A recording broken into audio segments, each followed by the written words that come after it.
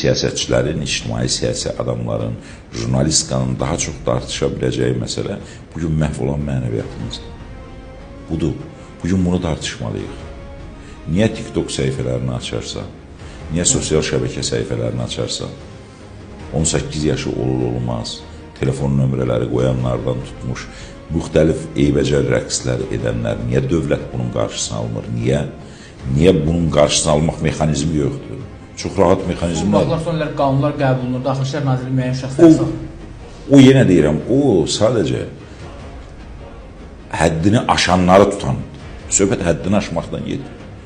Söhbət çox ciddi addımlardan gedir, qanunlardan gedir. Daha da sərtləşmənin tərəfdarısınız. Əlbəttə, bilirsiniz necədir? Cəmiyyətin ümumi bir tərbiyəsi var. Cəmiyyətin ümumi tərbiyəsinə kütləvi yerlərdir. Hər hansı bir xələl gəlirsə, bu mütləq cavabını verməli. Mən yenə deyirəm, mən bir zamanlar parlamentdə dolanda qeyd etmişdim ki, fahişəlik haqqında qanun qəbul edilir. Onda böyük mətbuatda səs yol ki, bu nə deyir, fahişəliyi legallaşdır. Deyirəm ki, onsuz da legaldır. Onsuz da legaldır. İstəyən onunla məşğul olur. Mən sizə deyirəm ki, qanun müəyyən edin. Hər bir adam, kim bu sənəti özünə sənət seçirsə, geçsin qeydiyyatdan keçsin. Kartiş qalsın. Bəlli bir yerdə dursun. Amma daha gəlib, kafedə oturub, restoranda oturub, küçədə durub, bu işlə məşğul olmasın. Geçsin, vergisini versin. Onda nə olacaq bilirsiniz? İctimai qınaq azaldacaq. Adamlar bunun arxasınca gedə bilməyəcək. İlk dövrdə də belə bir qanuna ehtiyac var. Mütləq var, mütləq. Və o tipli şeylərlə, çağırışlarla, telefon nömrəsi ilə, nə bilim, nə ilə qoyan adamlar ən sərt şəkildə 15 ilə qədər cəza almalıdır. Ya get kartışkanı al, qeydiyyatdan keç, vəsiqəni al. Deyirəm, mən vöyn almışam, bu peşə ilə məşğulam və mənim sənətimdir, dövlətə vergi verirəm, mütəmadi həkim nəzarətindən keçirəm və mənə ayrılan bəlli bir yerdə dururam.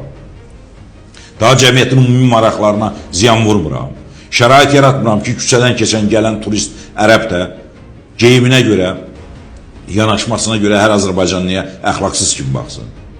Mən bir yerdə durmuşam, dövlət buranı ayırıb bundan ötürü. Avropada da var bu, dünyanın hər bir yerində var bu. Biz yalandan gizləməklə bunun qarşısını alırıq. Yoxdur bizdə fahişəlik. Biz deyirik ki, yoxdur bizdə Azərbaycan. Necə yoxdur? Necə olmaya bilər? Biz bunun qanunla elə tənzimləməliyik ki, bu kütləviləşməsin, ailələrə sirayət etməsin, sosial şəbəkələrdə bunun açıq təbliğatı getməsin, sosial şəbəkələrdə buna yaxın mövqe ifadə edənlərin hamısı cəzalansın və cəmiyyətin abrı getməsin, həyası etməsin cəmiyyəti. Bundan gedir söhbət. Nədən bir dənə Azərbaycanın restoranında, kafesində, bir dənə pubunda, bir dənə nəzarət yoxdur? Körpə uşaqlarla saat 10-da, 11-də, 12-də hamı pubda oturub, qalyan, qadınlar, qızlar, hətta reklam üçün, qızlar üçün qalyan pulsuzdur. Niyə? Niyə qalyan çəkilməlidir orada? Nəyi təbliğ edirik? 5 manat artıq pul qazanmaqdan ötürü milli mənəvi dəyərlərin hamısını körramalıyıq. Niyə tənzimlənmir bu qanunla? Niyə deyilmir ki, saat 10-dan sonra paba körpə uşaqlarla gəlmək olmaz?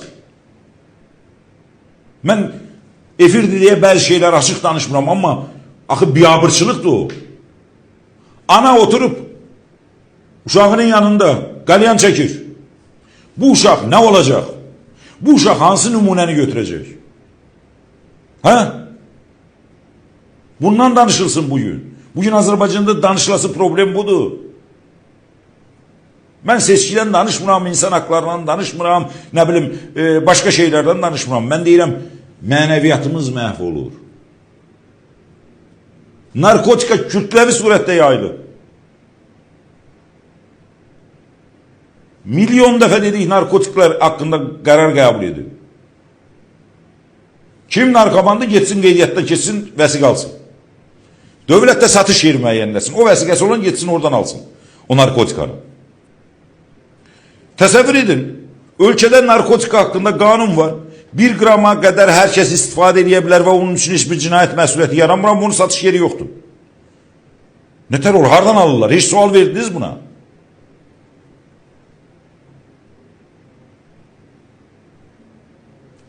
Bunu düşünməlidirlər bugün. Deməlidirlər ki, narkotiklərlə mübarizənin sərt üsulları müəyyənləşdirir. Narkomansan, get qeydiyyata düş. Heç kimin ailəsini dağıtma. Ailə qurulandan sonra bilmə ki, vay bilmirdik, qızı verdik, narkoman çıxdı. Və yaxud da qızı aldıq, narkoman çıxdı. Getsin qeydiyyatda. Olmayacaq 25 il. Getsin, penitensiar xidmətlə dincəlmək yeri yox. Artıq iş yeri müəyyənləşdirilməlidir orada, penitensiar xidmətlə. İşləməlidirlər, gedib işləməlidirlər. Dövlət gündəlik onlara 20 manat pulu verir. O 20 manatı gündəlik işləyib dövlətə təhvil verməlidir. Daha istirahətə getməməlidirlər ora. Çöldən daşıdılar, bu da 7-10 ilin orada şeriləndi çıxdı. Yox. İşləməlidir, hər gün işləməlidir. Səhər saat 8-də işə çıxmalıdır, axşam 5-də işdən qayıtmalıdır. İş yerləri yaradılmalıdır. Bu qədər Qarabağda tikintilər gedir. Beton dirəklərdən tutmuş, səkilərdən tutmuş, nə bilim, bardürlərdən tutmuş, nələrə qədər istehsal olunur. Orada dövlət ayırır vəsait. Penitensiar xidmətə də dövlət ayırır. Niyə penitensiar xidmətdə düzəltmirsiniz bunu?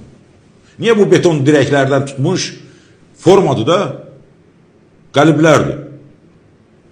Gətirin qoyun. Niyə bardürləri gətirib orada düzəltmirsiniz? Niyə bu küçələrə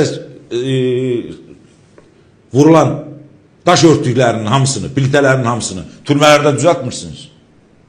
Dövlətin vəsaiti hesabına.